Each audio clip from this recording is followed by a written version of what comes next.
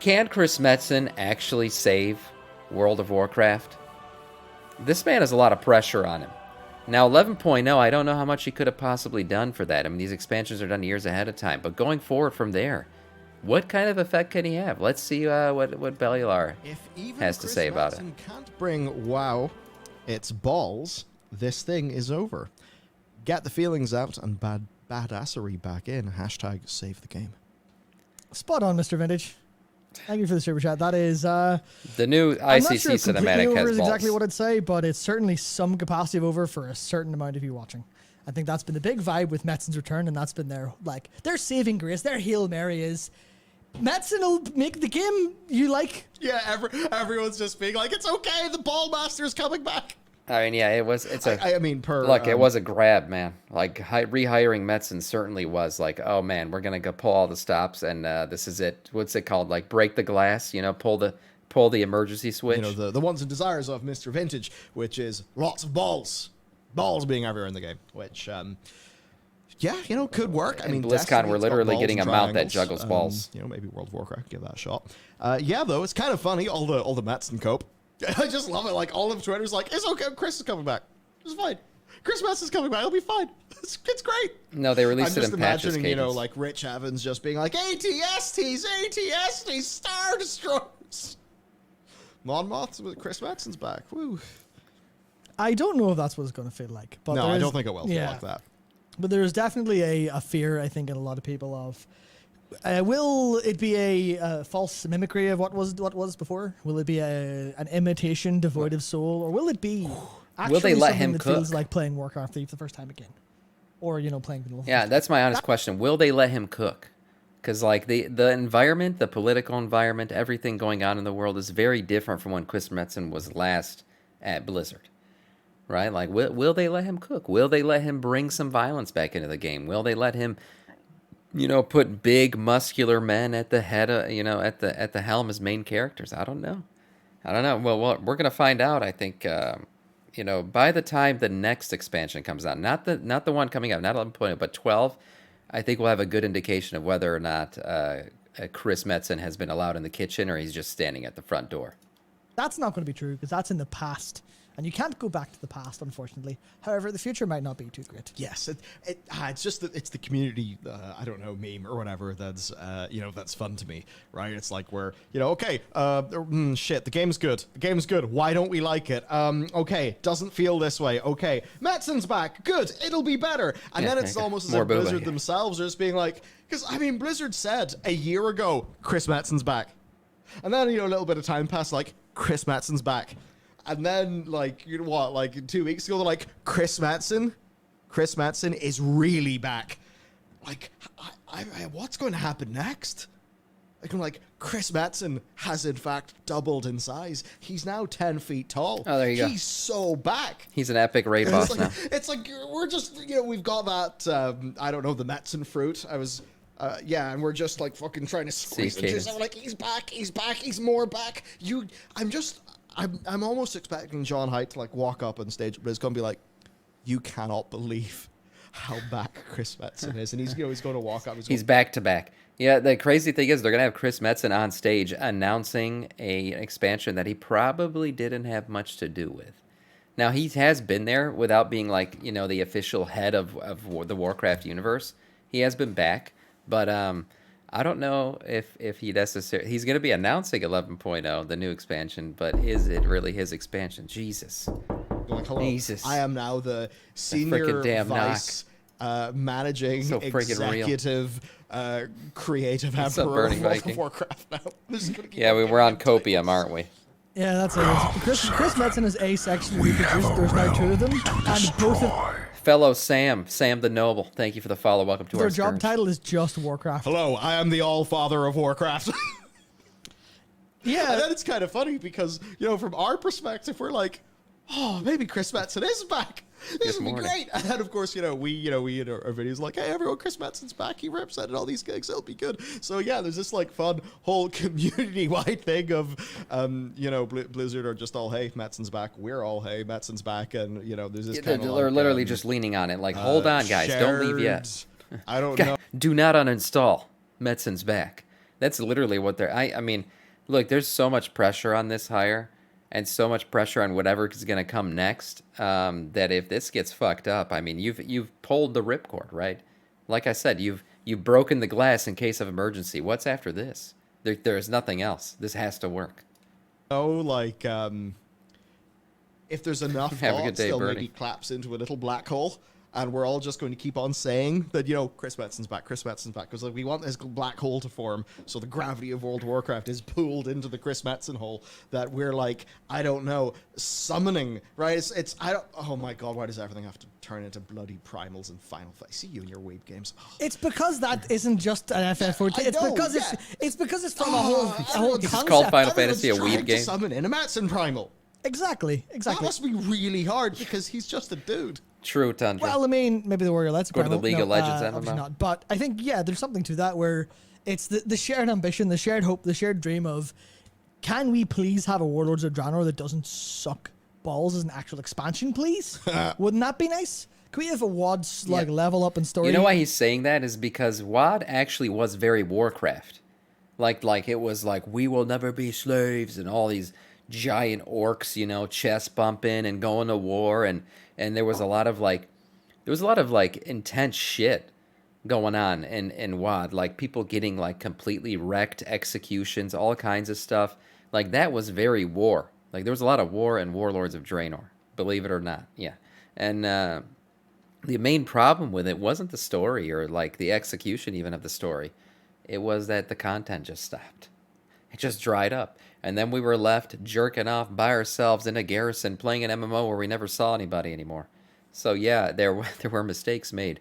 But like story-wise, WoD was way more Warcraft than Dragonflight is. That's for sure. Except for the time stuff, because that was dumb. Can we have WoD cinematics and WoD, basically a lot of WoD, and then a tiny bit of Legion, and then have the gameplay be Yeah, like Camp Shady, Dragonflight he but will, better? And for sure. In some He'll get capacity, blamed because or who he'll knows what get that looks credit. like. Here's the deal, right? And Well, I actually either think way. this is one of the fucking cardinal Neither one's sins probably of video deserved. games these days. And it really pissed me off that it turns out Assassin's Creed Mirage does this too. Where they all like, I know what players want. Players want a story, the vast majority of which can happen in any order. Diablo 4 does this. Because do you know what happens in D4? You play the beta, and it starts off really strong. And you're like, oh my god, what the hell? This could be really good. And then the actual main bulk of the game's story is just, do it in any order, whatever. Blah, blah, blah. Yeah, player And then choice. it's really good at the end. And Assassin's Creed Mirage is like that too. It just has like, segments of the story that you can do in any order. I hate and that. it's like we moved from Warlords of Draenor, where you went from this zone to that zone to that zone to that So zone, much to that better. zone, and there was a story that happened. Yeah. You know the way stories have like a start, a middle, and an end. They sort of happen in an order. And if you tell a story that can happen in any order, you're probably going to really struggle with pacing. and all that When shit. did Blizzard start allowing people to like level up in any zone, choose your zone, start here, start there? When did that happen? I forgot what expansion was the first one that allowed that to happen, but that certainly did wreck storytelling. Like storytelling already wasn't in a good place in WoW, but then allowing player choice, basically you had to like isolate stories to single zones because you didn't know which order people were going to do them in. Yeah, I was going to say Mists too. I think Mist was the first one that kind of allowed player choice. Or was Mist just like Horde and Alliance split and Shadowlands let Chromie time? Maybe it was. Maybe. Yeah, but like either way, if it was Shadowlands or not, the storytelling, it became very incoherent. Like you couldn't understand what the fuck was going on half the time because you were doing shit out of order. I think that leveling in zones, and it makes zones more exciting. When you like look at a map and you're like, oh, at the end of leveling, like I'll be in that zone and that zone must be extra dangerous. If I went there right now, I'd get wrecked. Like I like that stuff. And that disappeared with like the choose your zone crap. And like they tried to, like after BFA, they tried to make like Dragonflight and Shadowlands just be a linear leveling experience. But they kind of forgot to tell a story during the leveling up process. Because the way in Dragonflight, it's Yeah, like, no, actually Shadowlands did not give you choice. Didn't you have to do, wasn't all the Valdrakken, didn't that have to be your last zone? Like, wasn't that the last zone for everybody? I don't think Shadowlands did it that way. I want to say Miss was the first one, but I can't remember. Yeah. Dragonflight is too much player choice. Yeah, it kind of does. You could play those Dragonflight zones in almost any order, You could. really. Yes, there's little bits by of the design. story. By It's a linear design, story, because but they did it all modularly. Clearly, The stories Yeah, are but separated. even though they tried to say, no, this is like a linear story, you do the zones in the right order and we tell a full tale. And it's like, people keep on After wondering, that, you can do what you want. how yeah. did none of these Okay. level up experiences hit as hard as the Warlords of Draenor one did? And it's because the Warlords of Draenor one was telling a story. It wasn't just having things happen in any order. It was like, nope, we meet these characters here. Yeah. Their stories get developed here. There's a big culmination of shit here as Right. you move through the zones and you follow your Rals and Duratans and everyone. And it worked really well. WoD So I opening don't know, like questing you- was amazing. I just appeared in my head because you brought up Warlords of Draenor. Warlords is in a lot of people's head recently, Yeah. because it was definitely like Legion had its ups and had its downs, but Warlords of Draenor was the last time that World of Warcraft as a like creative product felt like it had a fixed, solid direction the whole way through. Yeah. Legion Yeah. wasn't too bad for it, but it's Dude, the introduction of the Iron Horde and everything that happened early on in the expansion, like, it was hype. I think people forget that. People kind of have, like, the 2020 hindsight vision, but they're only looking at the end of the expansion rather than how it started. WoD, the way it started was amazing. I loved it. I was so excited to go to Nagrand again. I loved going back to the Outland. Like I said, the Iron Horde was like a cool enemy. Like, they were very brutal, and we felt like we were going to war at the time. It definitely feels like it was the last like Warcraft-ish expansion. certainly had some terms of downsides, storytelling, but at least. between like Pandaria and WoD, that was like another upswing in World of Warcraft storytelling and enjoyment that people really had with it. It's just a frustration that the production cycle of Warlords and the, I guess, genuine mistake of, hey, we gave away a raid tier for the garrisons and we made a fucking dumbass joke about it, and also we kind of removed the middle out of Yrl's storytelling. Sorry about that. You know the way she like has different armor and literally levels up as you go through, and she has this incredible character arc, and then we lost the middle of it. It's just we slipped and it fell, and just like the people on the ground with the spilled food. It's just like that. Like, sorry, we've just dropped the middle of the story. Sorry about that. Drop- It's like, drop why your does a bunch balls, of sorry. URL stuff feel like kind of forced and unearned? Because they cut the bit where she earned it. Because there's supposed to be a Shatrath raid tier, which, like, that is There was pretty much supposed to be straight a up facts. Shatrath raid tier. I mean, actually, they did have a Shatrath raid in one of their BlizzCon maps. But, like, Yeah. multiple of us have heard from That multiple... that was the downfall of WoD. Cut content and lack of content. That's what killed it at the end of the day. Like, it's basically everybody knows there was, like, a full... patch cut Yeah. from that expansion. Now, on the whole, There was in talking about Shadowlands, everyone being too. like, it's okay, the Metzen will return. That's why Anduin felt like an end boss, because he was supposed to be an end boss. He was supposed to have his own raid. It will be fine. Dabuda said, thank you for the super chat. I really don't care about the fact that Metzen is back. I hope he can make me excited for the game again, but when I heard the news, I felt nothing. And that's really the thing. Dead inside. Is, apathy's the thing that's... A lot of WoW It's going to be players. the most damaging. And, when that happens, like, when you don't feel as a response to this new information, that just shows that, like, a little bit of your illogical emotional connection to the game, which, the word fan, think of, like, the etymology of that word. Whenever you get excited for a game, that's not supposed to be a logical decision because you've sat there and analyzed the game and decided, like, the balance of the pros and the cons, I'm excited about this game.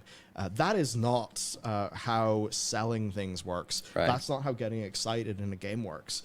That is a manifestation of, like, the modern internet. Like, defeat in detail is the standard. Everything's analyzed. True.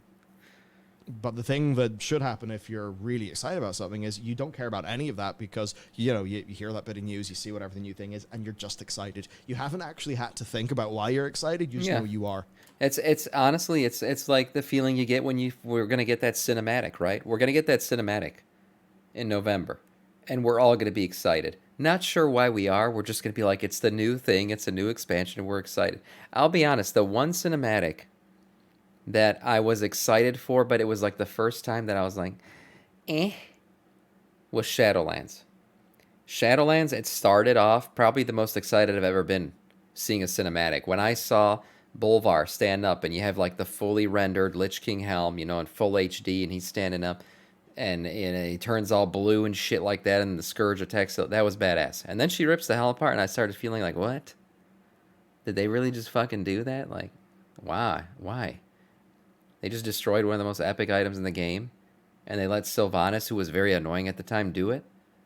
Okay, and then we went into Shadowlands, and then the story waffled the entire time, and then Dragonflight came along, and there was no recognizable characters in it. Sure, Alex Straza was there, and that was cool, but it was like, okay, this could be cool, could be not, but like there was no epic moment in that cinematic, right? Like it was a dude trying to put a giant ball together and shoot light into the air, and then a dragon catches him, and then we go flying through the clouds. Like that was the cinematic.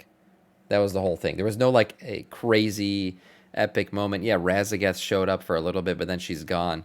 Um, but like cinematic wise, usually that's what gets you super excited. That's where I get like the super hype, and we'll see if this one can do it this time. And you're just mindless at that time. You're just like excited. You don't even know why. Yeah, that's like. I It's need really the hard to mindless describe that excitement. because we're so, especially nowadays, people are really critical a lot of the time, and people like dig holes and try to find things. I think, it's. I'm not going to say like CinemaSins was the reason, but it's like there's a whole culture like that inspired and also was like reflective existing, where people spend so much time looking for holes and problems and things they love. When it's like, yeah, there's a lot of this boils down to, does it literally make you excited?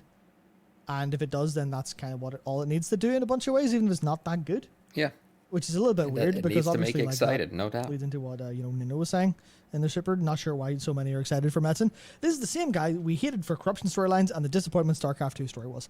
StarCraft 2 story aside, because I know that was a bit weird in a bunch of ways, but it's not my exact forte. The whole corruption thing is very much. It definitely got a little bit overused at times, especially when you look at like how it kind of felt with Deathwing in a bunch of ways. How sometimes the corruption comes out of left field, and you're like, well, that didn't make any sense. But Right. the strongest stuff, and we kind of have to, or not have to, but some of it might be out of hope, and some of it might be out of excitement, some of it might be out of like, he's been gone for a while, so a comeback tour is going to be your best, right? You're not going to come back and just play the half shit songs you did before you True, left. true. Like, You're right? gonna go with your You're gonna greatest come back hits. and play your Yeah. best again.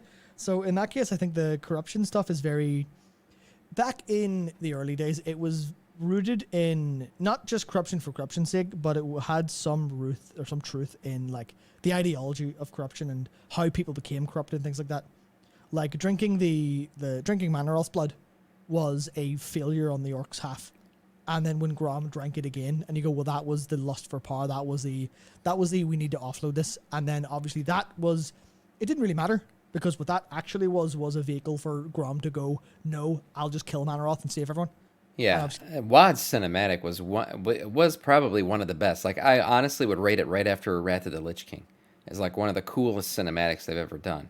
WoD was freaking amazing. The way they killed Manoroth, some of the shout outs to the old cinematic where the fires blasted him from the front. Yeah. Yeah, Tundra, you're telling the story of the Dragon Isles cinematic, Dragonflight cinematic, yeah. It had a story. It's just like there was no recognizable characters. I don't know, there was no Warcraft characters in it. Like these Stony Boys came out of nowhere. And the Stony Boy was like the main character, and then Alex Straza swoops in, and yes, we know who she is, but I don't know, there was something a little bit off about the whole thing. It didn't get me as excited as WoD did. Like the fucking explosions, axe through the skull, literally exploding Manoroth, all that shit. Gul'dan getting bitch slapped when he tried to offer the blood. Like that was a badass cinematic.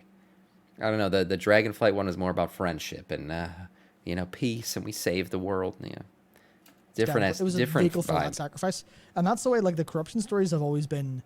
When they're good, they're great, and no one goes, well, that was a corruption story, because you go, that was fucking sick. Yeah, it's whenever like it's obviously shit and corruption, you go, well, what was the problem? Corruption. like, oh no, your dealer corrupted you with this free sample. No, the decision for someone to be like, no, I say no to the alcohol, no more of this. Like in a way, that's kind of them, overcoming like whatever a corrupting influence. But the bit that matters about that story is them. Exactly. The internal story. So yeah, whenever the corruption, I think, is whenever it's I think just handled in a way, it's like, oh yeah, he was corrupt and then he was bad. That's obviously terrible. Whenever Just blaming it those on characters corruption, have that's enough never room fun. to breathe, and you see enough of their journey and story, then I think that it works Arthas Meneth, though. just fine and interesting. good twist, and example of that corruption. is what they did with Anduin, where he was not corrupted, he was mind controlled. That's then something that's quite bizarre, because that's something that is different from corruption and actually could be really interesting. True. The problem is, the bit of that was interesting is him then coming to terms with all the things that he did, which hasn't happened in the game. Yeah. So, they kind of... We just saw him go to the mall, and that's about it. We're like, okay, he's dealing with shit. All right. did that story, but... Anduin's feeling emotional. Like, the good narrative thing that you do that story for, they didn't really have much in the game. Yeah, I think the problem with Anduin was they wrote that story a little bit as if he was corrupted, as if he was... There was more Anduin story, for sure, that was supposed to happen, because he was supposed to be the end boss of a raid tier. I'm sure we were going to get a lot more Anduin story in that raid tier, but that got X'd out. So, just like Yrel, the story kind of got, half-baked at the end. Poisoned by what Sylvanas had to say. Because they were both like, look at these young blonde men making mistakes, parallels. Yeah, they were going for that, and then at some point they were like, and he was mind-controlled, and nothing he did was of any consequence whatsoever. Then why does he feel guilty about it? Obviously, you could say, well, Well, he said at one point, he goes, I liked it. Enjoyed being, evil or whatever, Yeah. but they didn't show any of that. He liked the power. Nor did they tell anyone, so that was, that was a little bit different. But I think... Didn't he say in one of the cutscenes that a part of me enjoyed it or something like that? He did say something like that. I remember that in game. Things. Yeah, so like Thorn says, I know you But use still, the there saying, needed to be the more prodigal said son about has it. returned. The prodigal son has returned. Though my opinion is Ian has greatly improved this expansion as well. Yeah, that's where I think a lot of the hope kind of comes from, right? It's because a lot of the times when this like Metzen was kind of doing like the best work in kind of reasonably modern WoW, it was also a kind of shitty game. You look at Warlords, and I know a lot of people love Warlords gameplay, but it definitely wasn't there for everyone, right? Mm-hmm. It was just, hey, you're in your garrison, and you can farm your rings on characters, and you can do get some Talon, money, which is kind wreck of like the a less economy. interesting Timeless Island expansion later. And then you've got less raid tiers. So there's a bunch of like directorial issues. And then you think of how, the things like what they were talking about with Demonology Warlocks. Where it's like, sorry, we don't want you to play that. Or like, cool. That's a good way to have people think about your game in general. God, that Sweet. was... Yeah. There's times and you may not, so many people may not know that. It was back whenever Ian and Lore did the Q&A, the Q&A streams. What are they talking and about? one of the questions someone submitted is like, Demonology Warlocks, why you gotta do this to us, man? And Ian's response is like, yeah, we don't want you to play them. So we made them shit. Yeah, that's exactly what happened. And now the idea, that's like, so funny. the idea Did that he come Thorn out and says, say that? No fucks opinion given? Ian's greatly improved. Yeah, I feel that as Yeah. well. I feel like it took a little while, and it took a couple expansions of them like making mistakes and seeing what went right, what went wrong. But I think the entirety of the the team from like a leadership perspective have clearly improved substantially. It's just the one thing we've been saying throughout Dragonflight now is they've missed a hardcore creative direction, and that's it. Like, for all intents and purposes, the expectation is that that's what Metzen's there to bring. Is to go, you guys don't have a creative director, and everyone's saying your creative direction is bad. What if we get a creative director, and then your creative direction will exist? Maybe that'll do something. Maybe more axes and skulls. That's the creative direction they need to go. Yeah, and that's like it's that sounds so ICC stupid, it sounds cinematic so we just obvious. watched. That's the direction they need to go in. That felt like Warcraft. It's like, what are you missing? This, we'll just go get it then. Yeah, it's but like that's kind of what they did. What you need is like World of Warcraft, fuck the demon, as the big new exciting expansion. Instead of World of Warcraft, we're expanding on details. World of Warcraft demon fuckers. That's confirmed. Next expansion. Which is what sort of stuff ended up feeling like. Yeah, more or less, like absolutely, 100%. I know that's not exactly some like very cognizant argument. You know what I mean? Like that, that big feeling instead of like, yeah, we're going to go on an adventure and here's a bunch of details and lore we're going to fill in. And it's like, yes, that's going to happen anyway. But it's that like, just big exciting energy, which Dragonflight lacked. Yeah. Man, Big Dragonflight dragons, small dick cinematic energy. is the most forgettable of, I think. That's what I was any saying. WoW cinematic.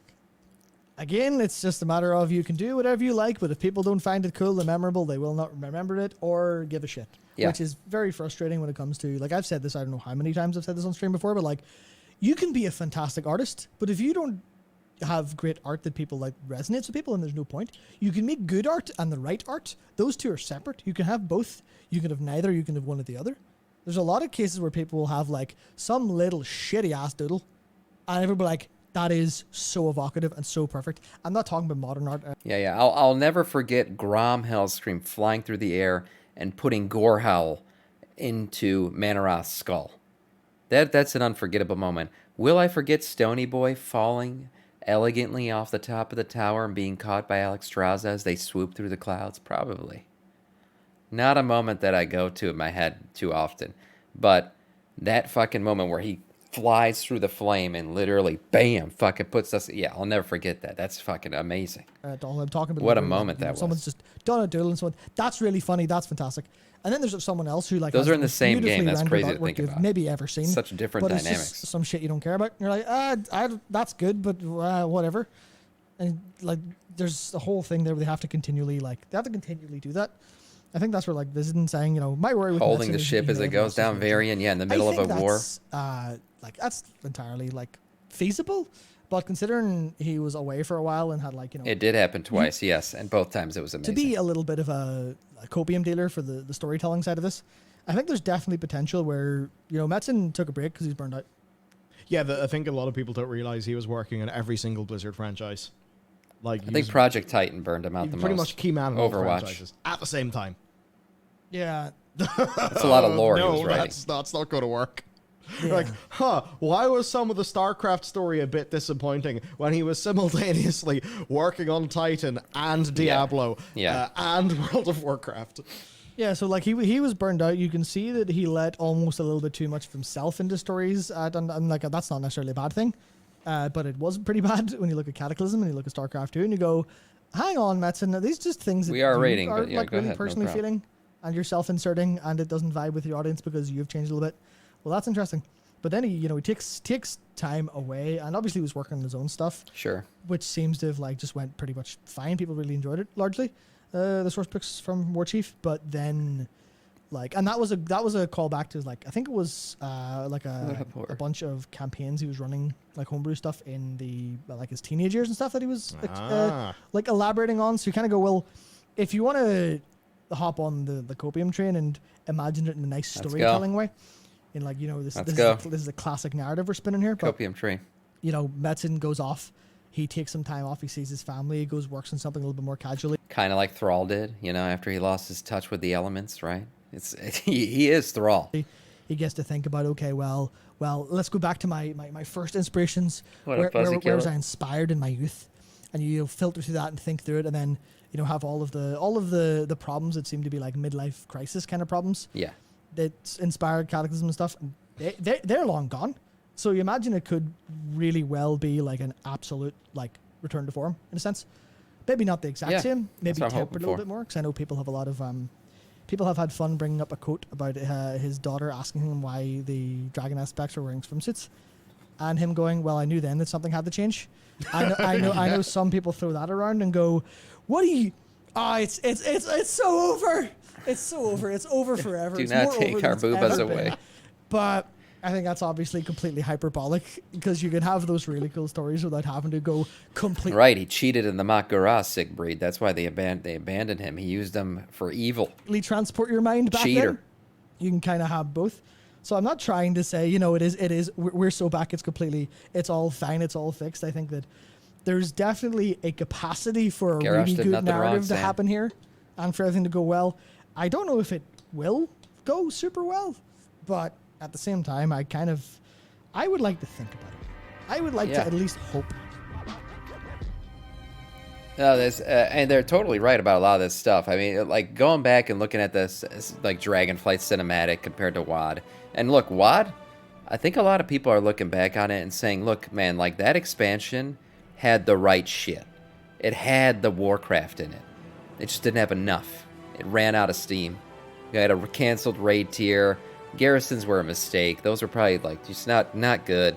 But all in all, man, we missed the feeling WoD gave us when it first started, because we haven't had that in a while. And we'll see. We'll see if the return of Chris Metzen brings some more gore howls and skulls and shit like that.